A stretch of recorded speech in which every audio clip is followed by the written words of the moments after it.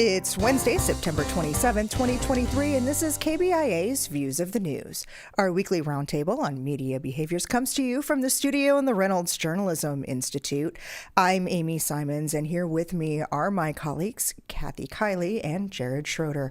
On our program this week, a tentative deal in the writers' strike. It's a win for the WGA, but the actors, nothing there yet. The actors still working on a deal. It's the real-life succession. Rupert Murdoch is stepping down as the chairman of Fox and News Corp come November. What does that mean for the future of the company? And the Google AntiTrust trial. We're going to talk about the court watchers there every day and why the Department of Justice has pulled some documents from public view. But first, I can't believe this is our lead story this week. It was going to be our kicker, the thing we talked about before signing off. But no, too many people around here told me I was missing the point. So let's talk about it. We are really, really going to talk about them. Kansas City Chief tight end Travis Kelce. I am tongue-tied today. Travis Kelce and his biggest fan, Taylor Swift. Trailer.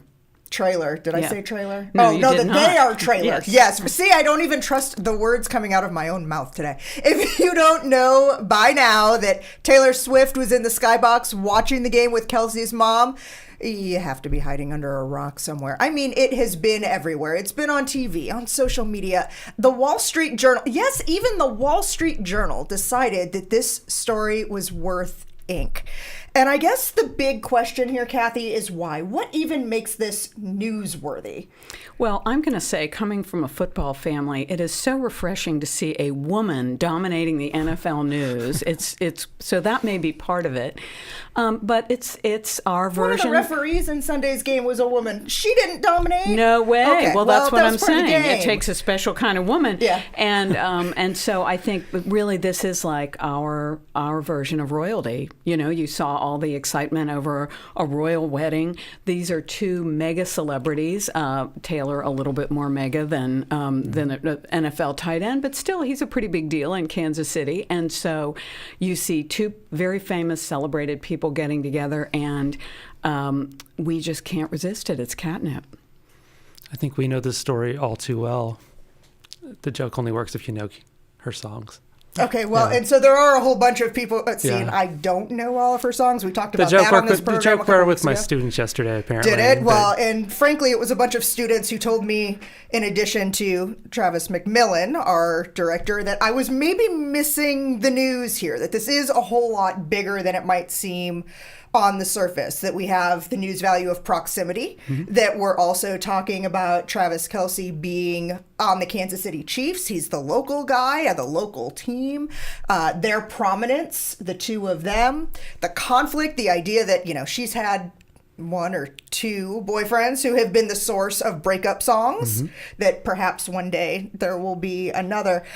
One of the things that was really interesting to me about this is how many times we've talked about everybody who needs the NFL. We talk about the TV networks need the NFL, that brands need the NFL, that's where they get some of their biggest opportunities for advertising. And it was interesting that at the end of a week where almost every sports journalist covering football in the country was trying to figure out why Andrew Williams so quickly and so secretly left the Chicago Bears, that game where the Bears were on the field and Andrew Williams wasn't, the NFL had a new storyline here where they could change the narrative and suddenly turn all the attention to Taylor Swift. Well, but I will say this. I don't think that was the NFL's doing. I'm sure they were very happy about it for reasons such as the one you stated. But this was, I think, organic. I mean, we've talked about the incredible interest in Taylor Swift concerts. She is a genuine celebrity, a cultural phenomenon. And there she is at a football game, just like us, at a football game. And so I think that's kind of irresistible. But I want to hear more about the joke. Oh, the all too well joke. I was just trying to work in her song. The best part was the students in my class were worried that she would break up with Travis Kelce right before the Super Bowl and sabotage the Chiefs' chances. Multiple students independently said they were concerned about that. Isn't that funny? That is kind of like funny. she does have this Wow. long record of, That's the very relationship's not hearts. going well. Paranoid, I'd So this is say. a new type, but we'll get a different kind of song out of this, I think, that we've not done an athlete before. No, we haven't. The other thing, too, we were talking about this a little bit yesterday, Jared, the economic effect and impact that Taylor Swift can have. We talk about the NFL needing Taylor Swift.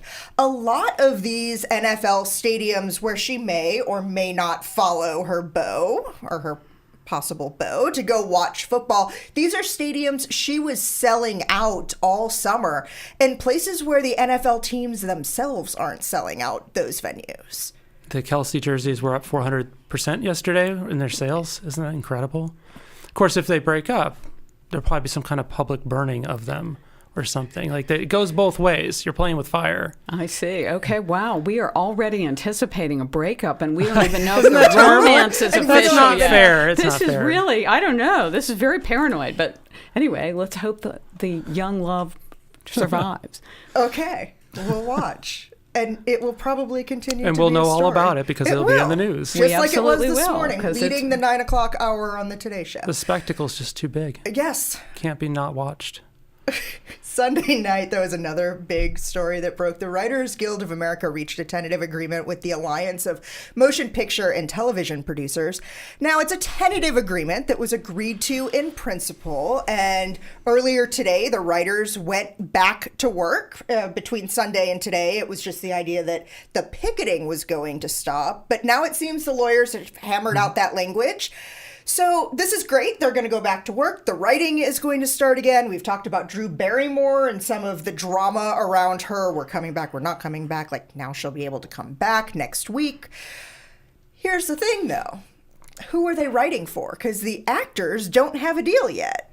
Well, they're writing for really the shows that you mentioned, and I just saw a headline before I came in that a number of these talk shows, the comedy shows, are coming back because the writers are there. But you're right, the actors are still out, and but this I think is really I think it's really interesting news.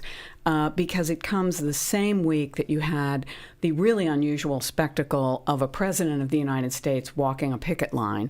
And I think when you look at both of those things, the auto workers strike, and then what the writers' settlement, which really it looks like they got pretty much what they asked for, and the actors still staying out. I think this is part of a larger phenomenon. It's really pushing back against a trend that started at least as early as the 80s when collective bargaining and labor movements were really kind of in bad odor. People weren't joining unions.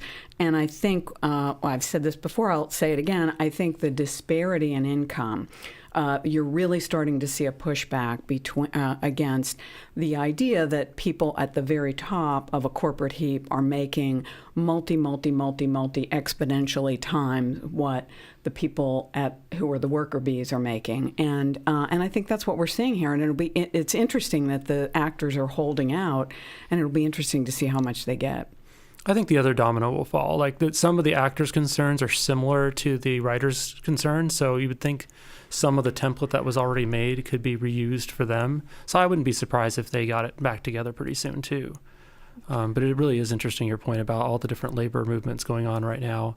I think I think technology is also pushing that, especially with this for the for both groups, because the automation for auto and then the AI for actors and writers are both pushing that as well. So there's definitely the disparity. That's a great point.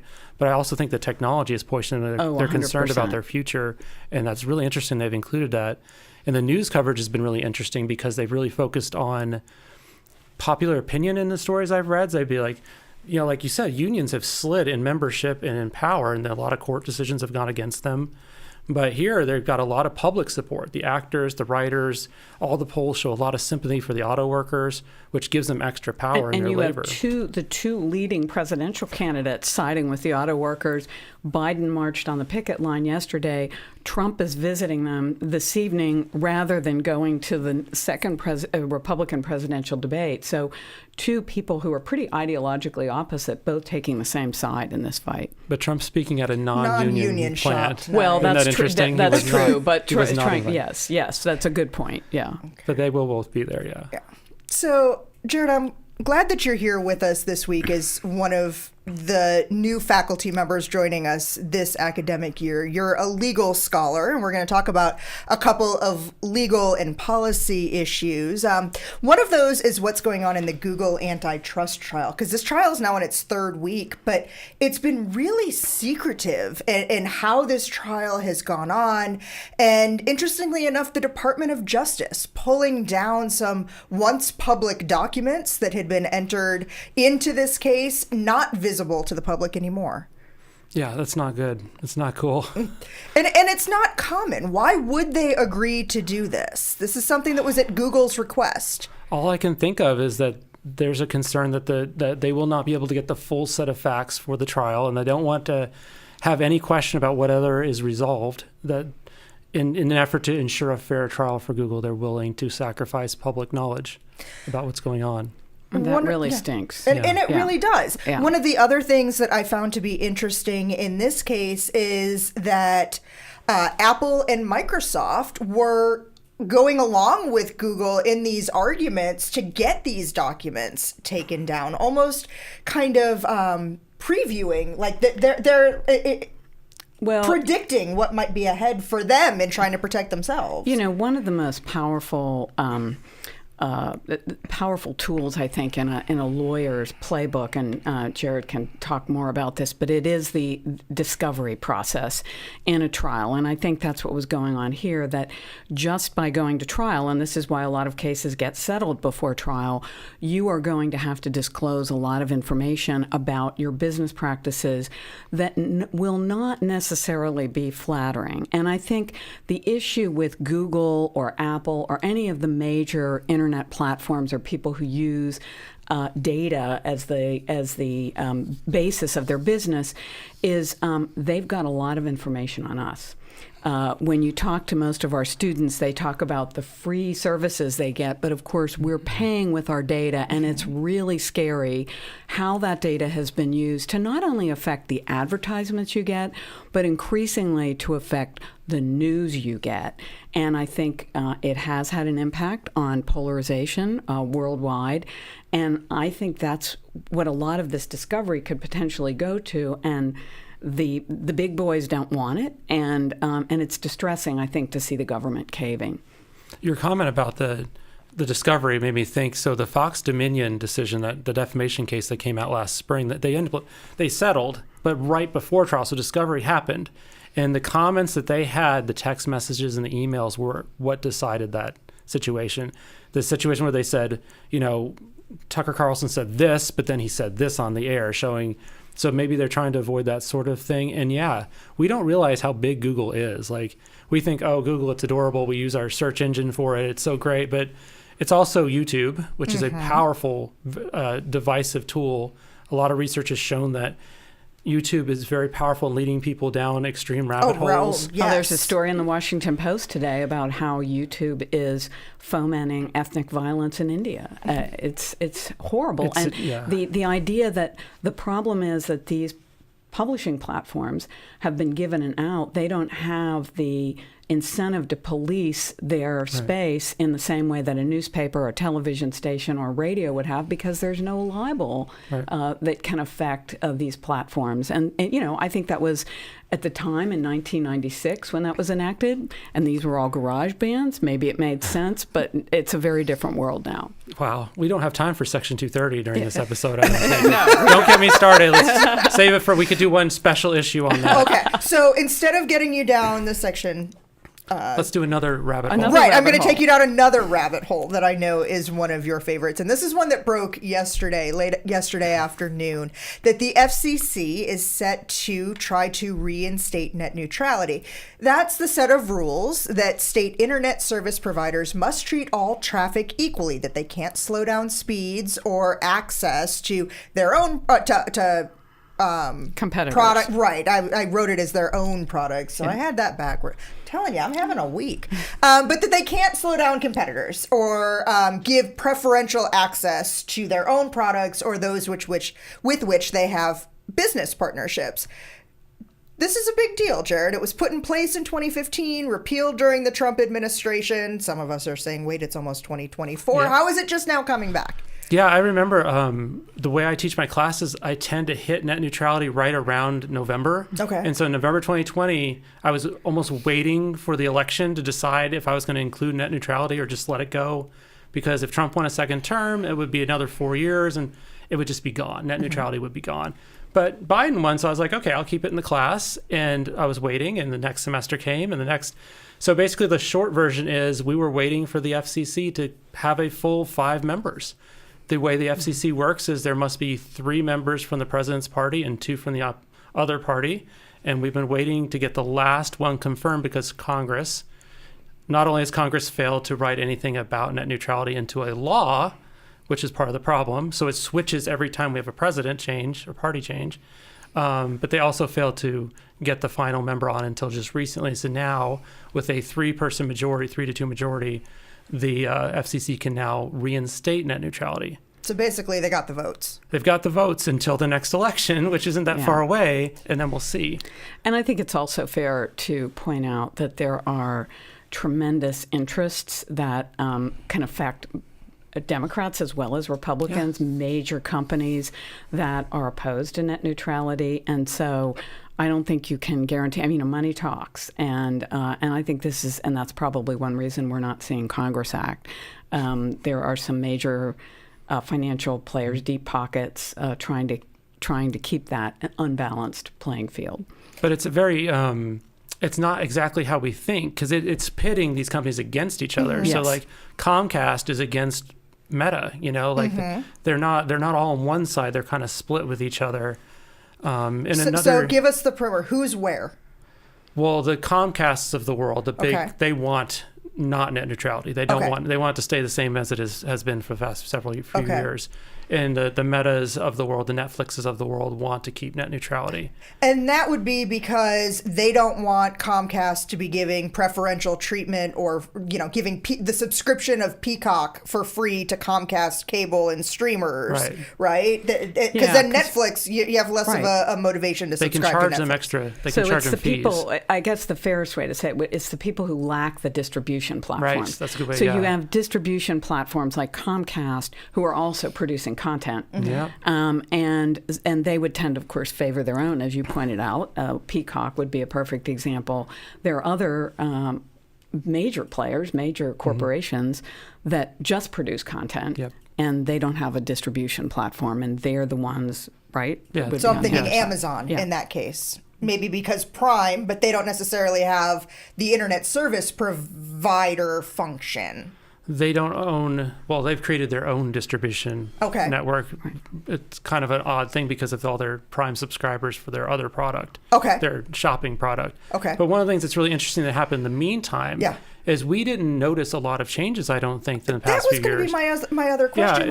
Is this even going to mean anything or have a big impact on the surface level to consumers? The answer is California. I didn't know if you saw that one coming, but... I didn't. I was about to be like, okay. In the meantime, basically this happens is... Oh, that's funny. We're all about music today. Every technology issue that we're facing right now, the U.S. Congress has not done anything. Shockingly, they've been unable to do that. So basically, state laws in Europe are governing everything right now. As California passed its own net neutrality law. And you're thinking, well, that's California, but first of all, where are all these businesses? A lot of them are based in California, and it's one of the biggest markets in the country. And so these laws, we're dealing with things that cross state lines, so it gets really complicated. So a law in California says you must be net neutral, puts a lot of pressure on these people to still be net neutral. So it's almost like a quasi-federal law. And other states have also passed them. All over, like spotty, all over like New York and all over different parts of the country. So I think that kind of staved off what we thought would happen when Trump ended net neutrality. But it's not a long-term fix. Interesting. But it's something. Has the EU addressed the issue yet? I don't know of any net neutrality for EU. Because they're certainly way ahead of us in terms of the issue we were talking about earlier on safety on the internet and regulation of content on the internet. So it'll be interesting to see. Not to put you on the spot, what about Canada? If only because there have been some of these other issues in Canada about access to news through tools like Facebook. That right now a lot of newsrooms, especially nonprofit and scholastic and collegiate newsrooms, are seeing a huge drop-off because of the lack of access to news in Canada. I don't know about Canada's net neutrality either. That's a great question. Okay. Well, that's something we can watch too as we continue to see what happens as this becomes a thing again. Either of you watched the show on HBO called Succession? No. I did not watch any of those, but I you're going to be the our first, expert. But I really only watched the first season, and I don't even know why I didn't go on from there. But it's about a media mogul who's trying to decide who to hand his empire down to among a group of, shall I say, flawed progeny. You don't need HBO to see it, because you can watch it unfold right now in real life, now that Rupert Murdoch has announced that come November, he's stepping down as the chairman of Fox and News Corp and moving into the role of chairman emeritus. The heir apparent at this point is his son, Lachlan. What do you expect that these companies are going to look like, and how is business going to be carried out under Lachlan's leadership? Well, my guess is it'll be carried out pretty much the same, at least pro tem, because I don't think Rupert Murdoch's really leaving. I think he's made that pretty clear. He's still going to be in the office. He's still going to be there. I have worked for a news organization that was once headed by a very powerful billionaire named Michael Bloomberg, who left to become New York City mayor, and when he came back, just upended everything that had been done while he was gone and put everything back the way he had run it. So I think when you have a really powerful figure like that, who not only he's used to being listened to, but the people in the organization are used to listening to him, I don't think much will change. My read of it was this was his way of trying to solidify the succession for his chosen son, Lachlan. But it is going to be a mess as far as I can read it, because when Rupert does exit definitively to the great newsroom in the sky, there is a legal agreement. And I think all of the children, it's kind of jump ball as I read it. So I think maybe he was trying to send a signal. Whether that'll ultimately have any real impact, I don't know. This is somebody whose career has spanned more than 7 decades. We're talking 70 years plus. As he is starting to move to the side, if not exit entirely, what kind of legacy is he going to be leaving behind from those 70 years? When you think of the people in U.S. history who have had the most impact on our media environment, good or bad, he has to be on the list, right? Like, 100%. Top 5 even. It's. I mean, our information universe is substantially different because of what he did with Fox News. It's been not necessarily a net gain for democracy, but I mean, it's a completely different game. Yeah, I think also this was somebody who, I mean, certainly a visionary. He has had a global vision. I mean, he came from Australia, and now he is moving on to he moved on to a world stage. So he is, and then I think the other thing is he moved from print, which really is his first love. Mm-hmm. And I just want to say one thing about that before we go, but it's really his first love to television. And certainly with Fox, he sensed a hunger out there for a different kind of information. He grabbed it. But the other thing that I think is interesting, and this gets to your question, Amy, about what kind of a business is it going to be, he's now trying to re-merge his television properties and his entertainment properties with the newspaper business. And I think that's really interesting, and it's an indication he's a print guy at heart. You can love him or hate him, but Rupert Murdoch cares about newspapers, and he wants his newspapers to survive. Okay. You know, we're coming up on the end of September, and it has been a year for the staff at the Las Vegas Review-Journal. Last September, investigative reporter Jeff German was stabbed to death in retaliation for his reporting, and now another reporter is facing what's being called, quote, a fire hose of hatred on social media over what's really just an outdated headline. Sabrina Schnur was the first journalist on the scene when a former police chief was killed in a hit and run last month. She she talked to his family and wrote an obituary that included the voices of his daughter and wife. The headline on that obit read, "Retired police chief killed in bike crash, remembered for laugh and love of coffee." When the story ran, police did not yet know that the killing was intentional. Actually, they didn't know until 13 days after the obit ran, when a source approached Schnur with a video showing the driver in the crash intentionally hitting Probst and laughing about it with a passenger in the car. And Schnur did cover the subsequent murder charge, actually suggesting that that source go to the police and hand over that video. But the internet, and I say that with air quotes, they missed the update on that story. They saw the old one. They didn't see the murder charges. They then thought she dropped the ball. And what's worse, doxed her, filling her inbox and social media feeds with hateful anti-Semitic messages. And to make matters worse, Elon Musk amplifying them. Yeah, this is why I'm not on X or Twitter. This is horrendous. And it is... it's one thing for people to make a mistake, but it's another thing. And this reporter, by the way, I don't mean that. I don't mean the reporter. The people who are criticizing her for a headline that was written long before this information was available made a mistake. But you do not have to be hateful about it. And you don't, I mean, the idea of introducing somebody's identity into this in a hateful way, also the idea that the head of a internet platform is amplifying this. It's just, this is why I think regulation is going to be, the internet platforms are asking to be regulated because this kind of thing is beyond the pale. It says something about our information universe, doesn't it? I mean, people have always disagreed about facts, and democracy was built for us to disagree about facts. The entire system of free expression was built for that, but something different is happening now where we just can't handle disagreeing. We used to just disagree. Now we're attacking people and harming people. Well, and I think sometimes in a case like this, we just can't handle a woman in a position of authority. What would cause people to just trigger off that? And I am appalled by the way women particularly are trolled and attacked online, and and the internet platforms are just not doing enough about it. That's why Maria Ressa won a Nobel Peace Prize, because she had the guts to call it out. It does raise that question again about you were talking about facts, right? And the idea of having facts, debating facts, and that this isn't about the facts. This is about going to identities alone. And it feels like they say an attack on their free speech.